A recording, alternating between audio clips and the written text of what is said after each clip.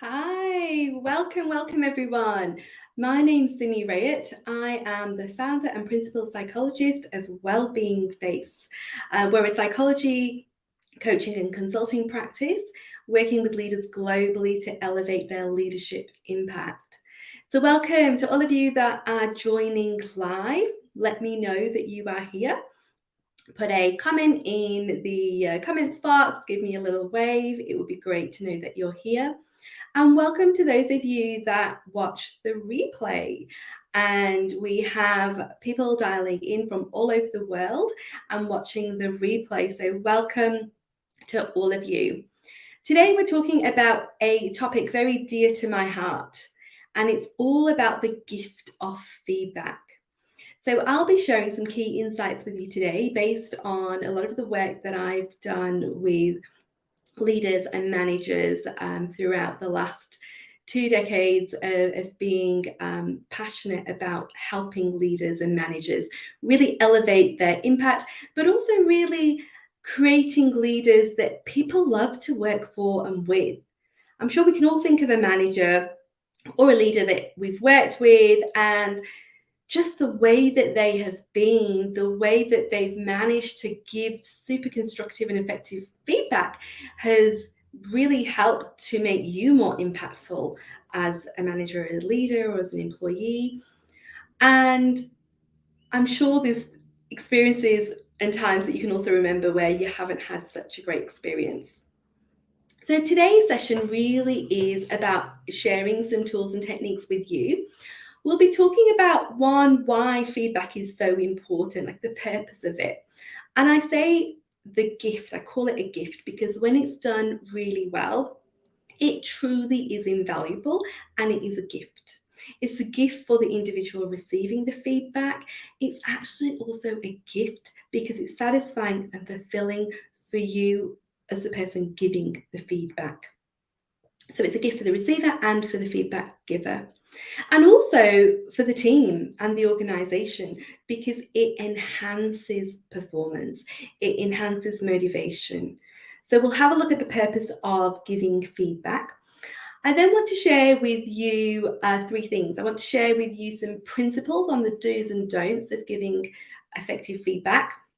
I'll share with you a really effective framework. It's super simple, but very effective to give constructive feedback that's not personal, but it's very objective and clear.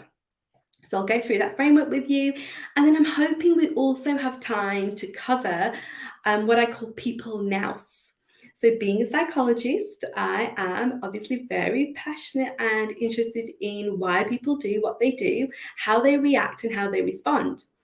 Now, if we can look at increasing your people nous and thinking about the types of people you have in your team, in your organization, you can also then use that insight to prepare and craft your feedback messages in a way that's going to land with that type of person. So we'll cover that as well. So if you have questions along the way, please post them in the chat and also let me know that you're here. I'll be keeping a close eye on the comments and the chat as we go along. Excellent. All right. So look, let's have a think about what is the purpose of feedback. Feedback has two main purposes. One is to develop the person, and secondly, to motivate them to make a change. So, two key things. Now, if we are really wanting to develop someone, or for that feedback to be used in a way to develop someone, we really need to make sure, one, it's insightful. And by that, I mean it needs to raise awareness. It needs to create a new awareness, or even raise a blind spot that you've seen for that particular person. And then secondly, it needs to be able to empower and equip that person to take action. Now, we all know that really as humans, we don't like being told what to do. We're not really going to be bought into an idea or a way forward if we are not part of that creation of the solution or the next step. We need to feel like we're in control. We need to feel like we are contributing. So that empowering and equipping the person to take action is also a really critical part of the feedback. Now, your manager, your role as a manager, so if you're a manager, a leader, or you've got your own business, you've got a team, a big part of your role is developing others. Now, employees want to grow, they want to learn, they want to grow, they want to progress. And if they're not getting that, they're going to look elsewhere. So it's a really key opportunity to help develop and retain the talent you have in your organization, but also to create a learning culture, a very constructive culture of growth and learning. Now, feedback can be informal and it can be formal. So when I mean informal, that's the kind of feedback you give along the way. It's not necessarily sitting down and talking through a specific task, activity, or performance. Today, we're going to be talking about formal feedback. So this is where you have really got that opportunity to dig deep and really discuss your team members' performance or a particular task or issue. So we'll talk about the key principles and the do's and don'ts of giving feedback. So one of the do's is the feedback really needs to be specific. Okay, it needs to be based on evidence and observations. We can really only give feedback on things that we've observed. So we need to be able to see those things and observe them to be able to then comment on them. So be really clear that you are capturing clear evidence and observations when you're sharing feedback.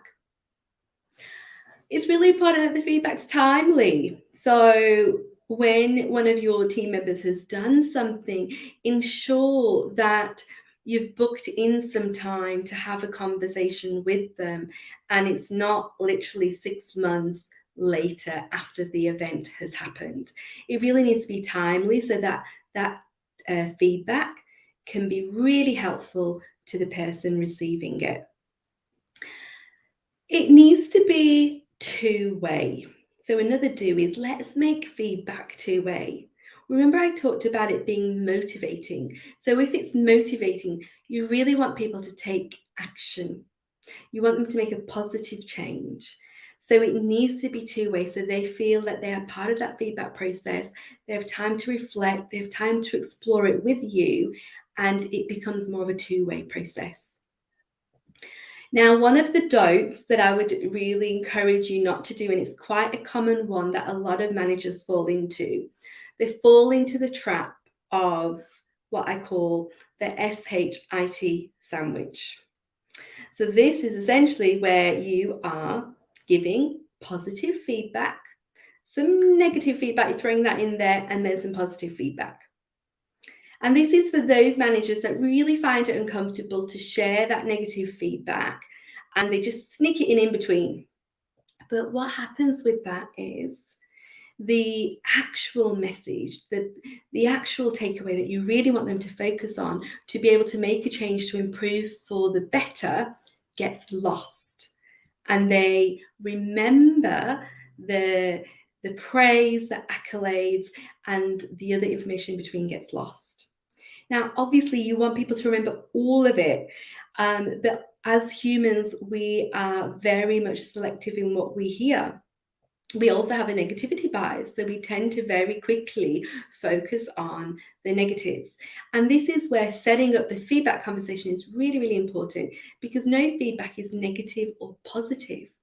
It's all constructive. So I'm going to just take a little pause and check in if there are any questions or comments in the chat. Please do let me know. Thank you, Vino, for joining. Great to have you here.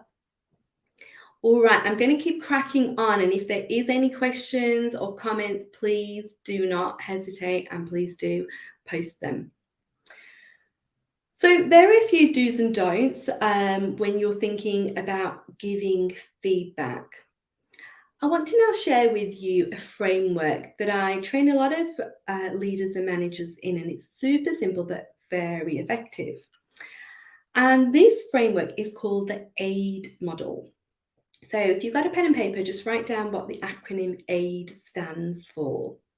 A stands for actions, and I stands for impact, and D stands for desired actions. Okay, so let me talk you through this model and framework and how it works. So the A is the actions. You are really sharing what you've observed. The I is the impact of the actions, and you're really here emphasizing, well, this is what I observed, and then this is what the impact was on my team or on the work, on the deadline. You need to share what that impact is because the person may not be aware. And then it's really good at this point to check in with them and ask, well, what do you think? How do you feel about this? And then the D is for desired actions. And this is what you would like to see from them moving forward. So let me share an example with you. If an employee is consistently late to meetings, you could say something along the lines of, I've noticed it's becoming a pattern that you're arriving late to the meetings. So you're sharing the action very clearly there. You're now going to talk about the impact. This bothers me because either I'm having to wait for you and it delays everyone else in their schedule and in the meeting, or I start without you. And then I fear that you're going to miss out on the information and we're going to miss out on your contribution. So I've just clearly explained there what the impact is. And now it's a great opportunity to pause and ask the question of, how do you feel about this? Or hearing this, what are you thinking? And then just pausing and waiting for the person just to listen, digest, and collect their thoughts on that particular feedback. Then you can share the desired action. So a way to share this in this example, for example, could be, you're an asset to our team. And going forward, I really need you to be more punctual. I suggest that you try setting some calendar schedules or alerts in your schedule diary to remind you of our meeting times. So you can see there that we've just gone through the AID model, the A for action, the I for impact, the D for desired action. Now, it's not about attacking the person's character. It's really about being clear on what was observed, the impact, and then what you suggest could be the way forward, and then see what they say. This framework is really, really helpful because otherwise what happens is we become really lazy in our feedback. We can quite easily say, oh, that was really good, or that's not acceptable, or that was excellent. And although most of those comments, apart from the one where I said it's not acceptable, sounds quite pleasing to hear, we call them sound bites. They're not very helpful because it's not giving the person insight or knowledge on what they in particular did. And if we want them to replicate that behavior or not replicate that behavior, they really need to understand what was observed, what the impact was. So let me share another example with you of using the AID model. So if an employee is preparing, an employee isn't preparing enough for a presentation, and you've noticed this, you could share something along the lines of, based on the last two presentations, it's clear you're not putting enough effort or hard work to prepare. This really disappoints me because it reflects poorly on the entire team, and our clients then see us as being lazy and our presentations as being lazy. What do you think? What are your thoughts? And then you could say something along the lines of, I know you're capable of doing better. So from now on, I'd really expect you to spend some more time designing the look and feel of your slides and double checking for any grammar. So we're really focusing on the quality and the attention to detail. So here we go. We've just had another example whereby we've just shared how you could, craft your message in the framework of the AID model. I'd love to hear if there are other frameworks that you're using. Please just post them on the chat. Let me know how they've worked for you. But the AID model is absolutely a key model to really giving constructive feedback, which can be then perceived as a gift to those that receive it. So when we give feedback, it's really important to be thinking about how is this feedback going to land? So think about when you're giving feedback to one of your team or someone in your business. If we step into their shoes for a moment, if we really empathize and step into their shoes, we can think about, well, what do they really need from this conversation? They're probably really going to need to feel that they are in a safe place having a safe conversation with you. They're going to also want to feel that they are being heard. That's why that two-way feedback is really, really important. They're also going to want to feel that they are valued and appreciated, and that it's a human conversation. It's not, this is what you did, and I'm not happy with it, and that's it. It's a real human conversation whereby they can openly share as well what they observed, what they experienced, and some of the contextual insights or experiences that they felt were important to that particular example. That's why they really want the feedback to be two-way, because it allows them to put the feedback into context and perspective. And also, if you think of it from a person that's receiving the feedback, the last thing they want is to feel judged. Okay? So now that's us thinking about what the feedback receiver would like to experience and what they need from that conversation. You as a manager or a leader, what is it that you need when you're giving this feedback? Essentially, you want someone who's going to listen, prepared to be open to take on board the feedback. You also probably want to be perceived as a manager or a leader that is there to support and develop and grow your team and is a nurturing leader. You probably also want to feel that whatever you're offering, you want it as much as possible to be taken on board, because you want to see a change or you want to see an improvement, or whatever that individual is doing. If they've been doing it really well, you'd love to see more of it.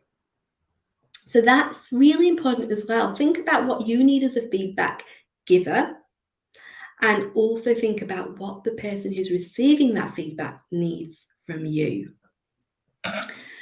So thinking about that, then let's have a think about different types of personalities, because we all know it can be really difficult to give feedback to someone who is just not willing to hear what you've got to say. They may become defensive, they may not agree with what you've shared. So let's have a think about different types of personalities that you could, use to plan and prepare as you craft your feedback message. Now, saying that, we can't always predict how people are going to react and how they're going to take feedback. But what we can do is we can use our knowledge and insight of what we already know about people. So what you already know of your team members, your colleagues, senior leaders, your stakeholders, that knowledge that you already know of them. Let's try and use that a little bit to prepare and craft a message so it lands really well with those receiving it. So to help with this, I've come up with 6 kind of prototypes of a person. Okay, and I'm going to go through these with you and let me know what you think. You probably might be able to relate to some of these yourself. Now, the first one is absorber. So the absorber is someone who really likes to seek feedback. They will constantly ask you for feedback. Look, tell me how I went. I really would love to hear how I did from your perspective, and be as critical as you need to be. They're actively seeking that critical feedback and that approach, because you know what? They actually really want to grow. So an absorber is someone who's really great to give feedback to because they actively want that feedback. They really want to hear what you've got to say. Now, the risk with an absorber is this person may be always asking you for feedback, and therefore your message may get diluted, or those important messages may get diluted. So one way to really kind of help to give feedback to someone that's an absorber is to really ensure that the conversation that you're having with them is two-way, so they really understand it. You could ask them, what their thoughts are, ask them to reflect on what they think they did well, what they would like to do next in terms of building on from this. Where do they want to take this? If they want to take it to the next level, like what would that look like? So an absorber is someone who's really great at receiving feedback, and it's a pleasure to give them feedback. But to really make it meaningful for them, make that feedback two-way. So then we've got the catastrophizer. So the catastrophizer is someone that's really only going to focus on the negative things that you share. And those negative feedback points are going to be magnified because in their view, in their eyes, this is what they're now focusing on. It becomes really, really difficult to kind of move on from here. So the risk here is the catastrophizer is really only going to hear the bad news, and any of the good messages that you want to share and you really want to get across to them, they're not going to focus on it. Now, I remember I've had people that I've given feedback to who have been catastrophizers, and what I found has really helped with these individuals is to help them focus on their strengths. Ask them how they think they could use their particular strengths to overcome a weakness. So really helping them to lean into already what they're good at to then mitigate or overcome a particular weakness. That's always a good way to do it. And in that way, they become less focused on the negative, and it really helps to empower them from a place of elevation and empowerment, and a sense of I can do this. Actually, I can really do this. It's not as bad as I thought it was. The third type then of person is what we call a selector. So this is someone that is really open to feedback. So they're showing you that they're open to feedback, but they're probably not picking up on all your messages. So especially the subtle messages, they're not picking up on them unless those messages are really loud and clear. The risk here then is that subtle feedback that you may give them just may get really lost and go over their head. So when you're giving feedback to someone that's a selector, you really need to make sure and be specific on what the feedback is and repeat the message. Check in with them and again recheck what's their understanding from what you're sharing with them, and what do they think is the next thing that they need to do and focus on. So that rechecking, reconfirming is really important so those subtle messages don't get lost. So I've just shared with you the catastrophizer, the selector, and the absorber. We'll now go on to the next three, types of kind of prototypes, share the feedback, who you may be sharing feedback with. Okay, so the next one then is a defender. I'm sure many of you can relate to this. Either you've given feedback to someone who's been a defender, or perhaps you yourself become very defensive. So this is where the feedback receiver feels under attack. Okay, they feel defensive. They're always ready to challenge what you say and what you share with them. And the risk is they're not really going to have much time for you. And the risk potentially could be that the relationship could get damaged. Okay, so it's really important in terms of how you handle giving feedback to a defender. address their defensiveness at the start. And you could share something like, I've just shared this message with you. I'm really observing that it's not landing well with you. What I would really encourage for you to do is to be open-minded. And I'd really encourage you to start thinking about things from another person's perspective. So let's take this moment to step into someone else's shoes. So it's a way of dealing with giving feedback to someone that is going to get very defensive. Then the fifth kind of prototype is what we call a deflector. So this is really people who take on board the feedback and they're giving you the impression that they're taking on board the feedback, but really they're not going to do anything about it. Okay. They're listening, but you know they're not going to do anything about it. So what you can do here is you can really ask them what they've heard. Ask them what the key takeaways have been from the conversation and what actions they would really like to commit to. Okay. And then we've got a reactor. This is the last prototype. The reactor is someone that's really emotional when they hear the feedback. So they're emotionally tied to the feedback. They really see anything negative as being a personal failure, and they can be highly sensitive. So if you're giving feedback to someone that is what we call a reactor, we've got to be conscious that the risk could be that they could be really devastated from the feedback and also feel very overwhelmed. So when you're giving feedback to a reactor, it's really important that you create a very safe environment. You acknowledge and you cushion some of those messages, but you share very specific messages one at a time. And you really need to allow for more time for this conversation. Okay, remember, a good thing to do is to prepare yourself by thinking about putting yourself in the other person's shoes. So we've just gone through a few of the different types of kind of personality types of when you are giving feedback to be aware of. So thank you, Sharon. I'm really pleased to hear that you like that question in terms of how you can focus on your strengths to overcome your weakness. Absolutely, because for certain individuals that catastrophize, that it really does give them that hope and that strength. And it also changes the perspective of not the shortcomings, but the strength and leveraging those strengths.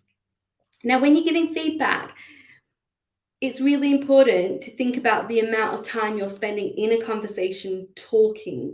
Okay, how much time do you think you should be spending as a percentage in a feedback conversation when you're giving feedback and you want it to be two-way? What's the percentage do you think that you should be sharing, talking? If I tell you a really good percentage is 30% of your time, use 30% of that conversation to talk and use the rest of the time to really listen to the person in front of you who you're giving that feedback to. You want the feedback to be really purposeful and impactful. So I've just shared with you some key principles on the do's and don'ts of giving feedback. The AID model. So remember, A is for actions, I is for impact, and D is for desired actions. And I've also shared with you the 6 kind of prototypes of people that you could have in your team. And knowing that insight, you can then plan and craft the way in which you deliver your feedback message, especially if it is a difficult message that you're wanting to get across. Okay, I'd love to hear how these tips and strategies go for you. Remember, feedback is a gift, and being a leader, being a manager is absolutely in our hands in terms of how we present the feedback gift to the person in front of us. And the 2 main things to really keep in mind is it's all about developing the person in front of you, and secondly, creating that motivation for change. If you've done those 2 things, you've absolutely gifted someone with the gift of feedback. I hope this really helps. Please feel free to share with others in your network. And I would love to see you again at the next live. And please feel free to get in contact with me if you've got any questions, thoughts, or reflections. post today's session. And thank you to everybody that has joined. It's great to have you here. And I will see you all again next Friday, the same time. And we'll be having a wonderful guest on next week's show, a dear friend of mine, a fantastic executive leadership coach called Rhonda Y. Williams will be joining us next Friday, and we'll be talking all about leadership and gender bias. So look forward to seeing you all then. Wish you all a very, very great day. Thank you ever so much for your contributions and the messages.